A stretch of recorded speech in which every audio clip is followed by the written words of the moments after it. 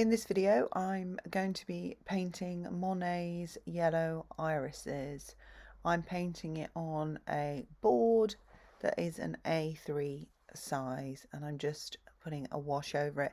Notice I don't bother with priming my canvases or my boards.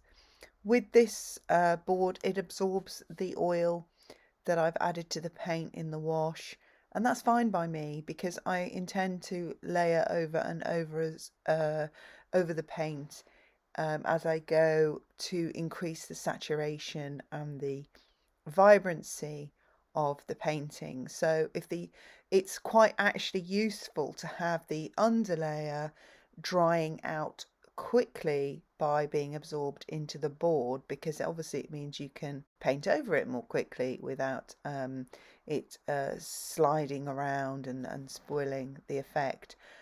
I rarely prime my canvases, actually.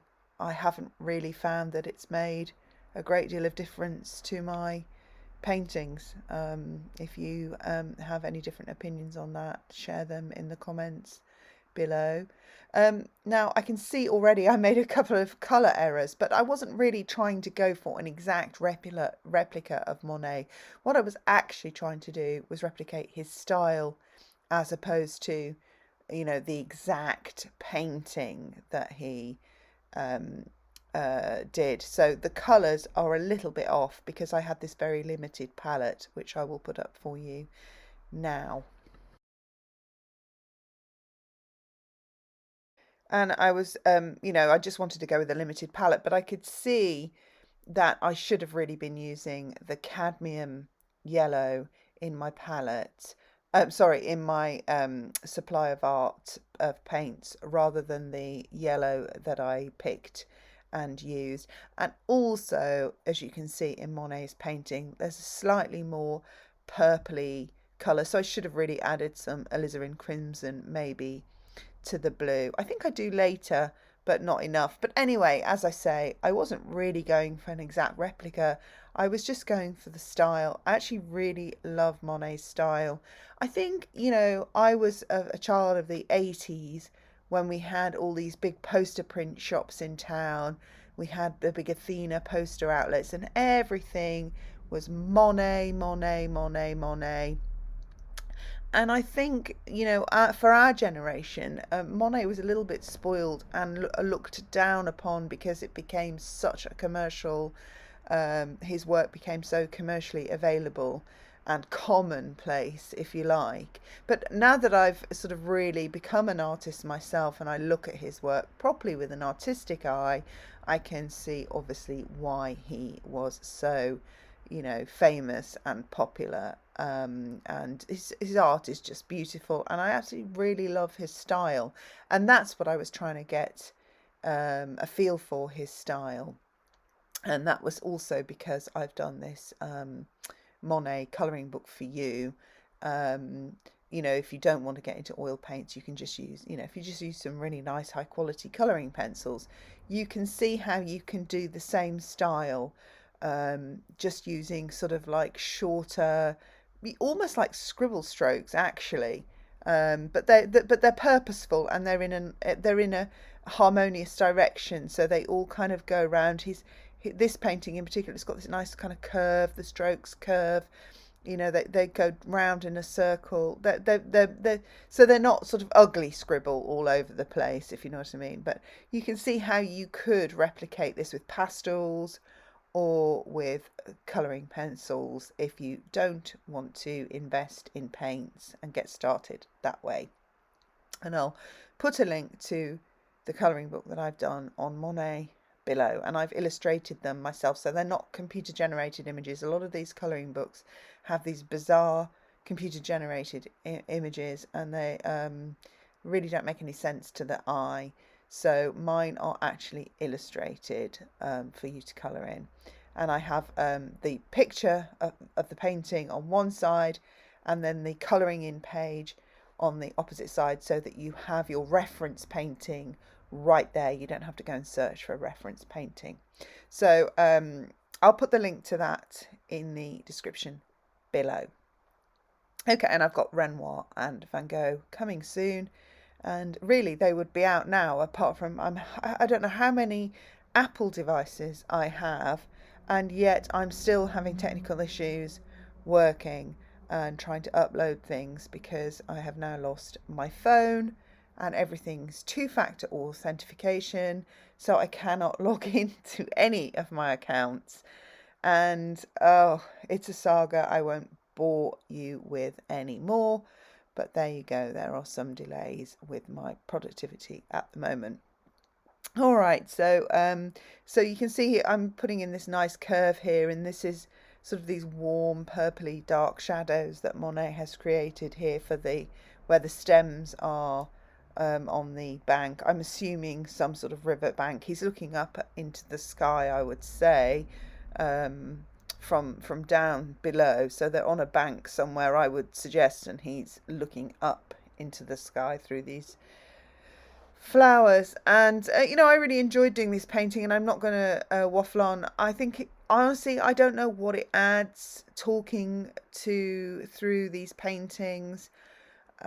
If you think it does add something, if I'm explaining things that you can't pick up just from watching, then obviously let me know in the comments. But I'm probably just going to step back from this now and let you watch, and you can speed it up, and well, you can obviously fast forward to bits. But just remember, like I just did then, I did a lot of negative painting. I didn't quite get the flowers right.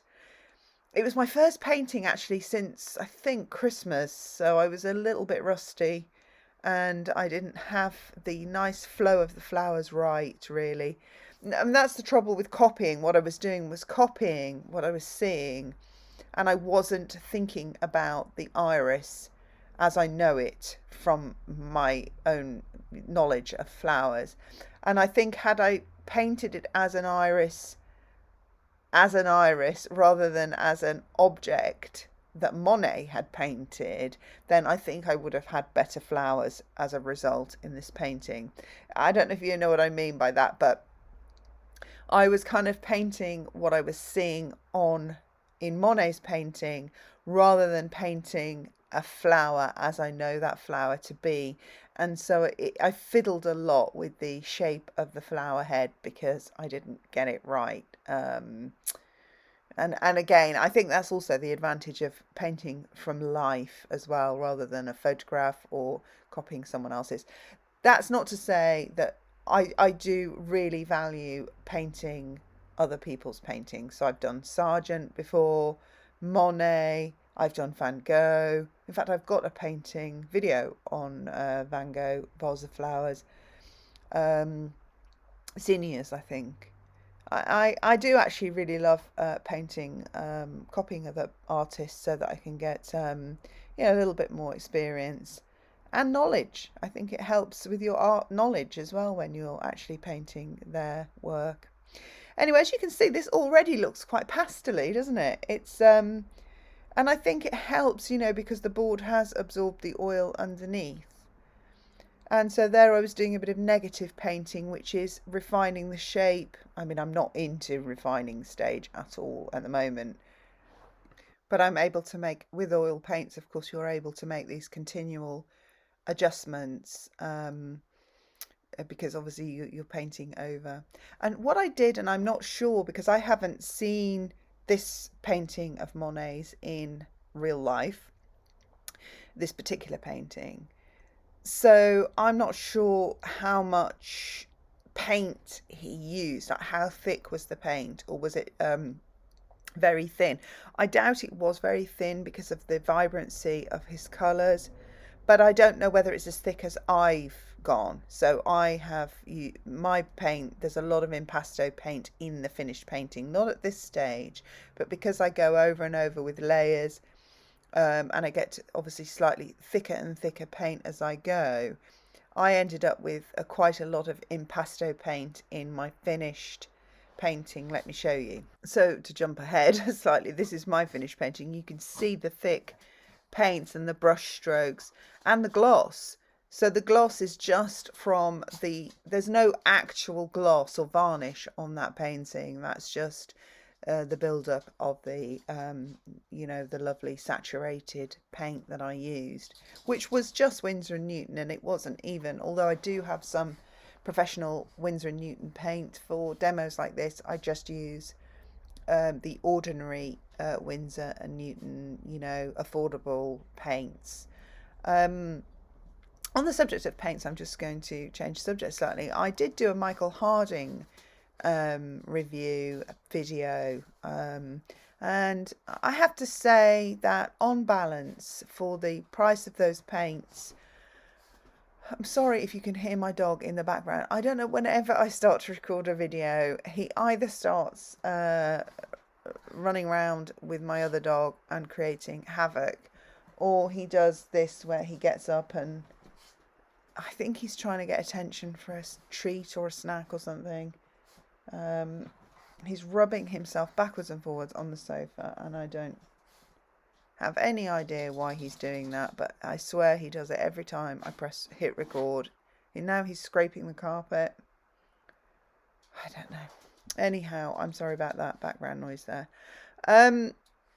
Michael Harding, yeah, on balance, I honestly did not rate it. So I have done a video on that if you want to look through my videos. So, I mean, for the money that the paint costs, I know it's handmade, I know it's got lots of pigment, all the rest of it. It took forever for my painting. So I did a painting with a really coppery background for which I used his paint. And I remember when I was applying the paint thinking, wow, it's a really nice colour, it's beautiful. But for me and for the way I paint, I have to make a living. I don't just make a living from painting, but I do have an income from painting, which means that I can't be waiting for a month or more for my paints to dry. And seriously, I don't know how long it took, but it took forever to dry. I just could not believe how long it took. I don't know why or what they put in it, but that just doesn't work for me. You might be perfectly happy with that. I personally was not. So I went back to Winsor and Newton. And as I say, what I do is if I want a particularly vibrant version of the colour, really, really good quality, I just up the quality and go to the professional grade Winsor and Newton. I haven't tried the gambling paints. I think they must be more of an American brand because I just don't see them around that much here in the UK. I've tried the Pebeo paints, which you can get on Amazon. Yeah, I just prefer Winsor and Newton. I know what I'm doing with Winsor and Newton. So, but that's personal choice, of course. My dog is now whining, so I don't know. All right, so as you can see, I'm just lightly putting in now the stems of the irises, and I'm trying to get that movement that Monet had. I mean, the composition on this is just really pretty, isn't it? With the kind of the circular cloud and the movement of the circular sort of movement of the bank wherever the irises are growing. I just think it's really pretty. It's almost like what do you call that? There's a filter, isn't there, for it when you do the what's it called? I'm going to find out. Hang on. Vignette, that's the word. That would have eaten me up if I hadn't found out what that was. Yeah, it's almost like a vignette. It's very sweet. So from here on in, as you can just see, as I did there, I'm just really now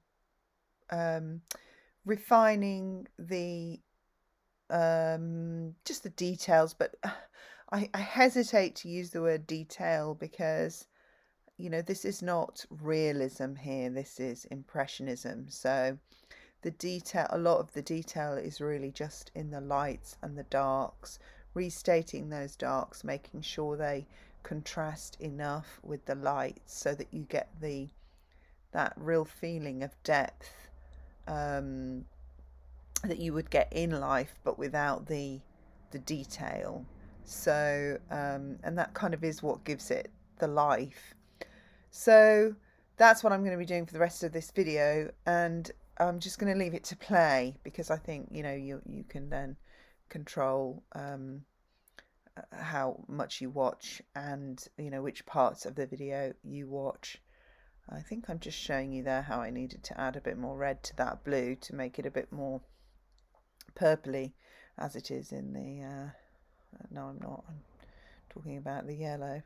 As I say, I think I would have benefited from using more cadmium yellow. Oh, I obviously used it was a pink to go in the yellow, but I think cadmium yellow would have been a better choice really for these flowers. But it doesn't matter. I felt like I got what I wanted out of this exercise. So I'm perfectly happy with what I did. Let me just zoom in on that for you.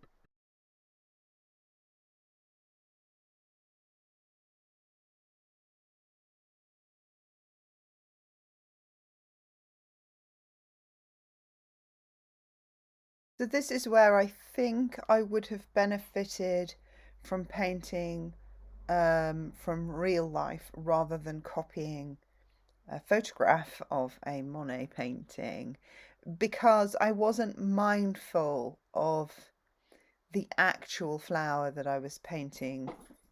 I was really just copying an object in my mind. I wasn't consciously doing that, but when I stepped back from it later, I realised I just hadn't got quite the flow of the iris in the way that I would have liked. And I think that was because I wasn't thinking so much about the iris when I was painting this so much as copying just some image on a photograph.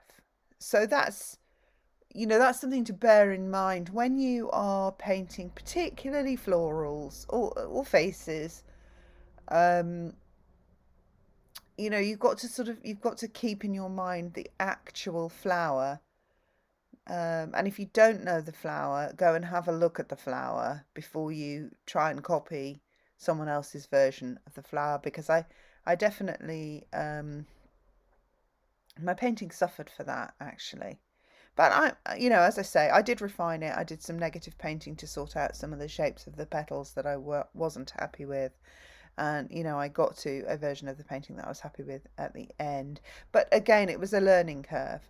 So, and I hadn't painted since, I think, before Christmas. So I was overall happy with what I learnt and the result, which I think is still a very vibrant painting. Um, so I'm just going to let this video play. I'll see if I can find some music to put on in the background, which you can mute if you're not happy with it. And if you have any questions about it, or my paintings in general, or my gardening, my flowers, let me know in the comments below, and I will see you in my next video. Stay tuned for the end, and I'll do another comparison with my version and Monet's version. All right, thanks for watching. See you again soon. Bye.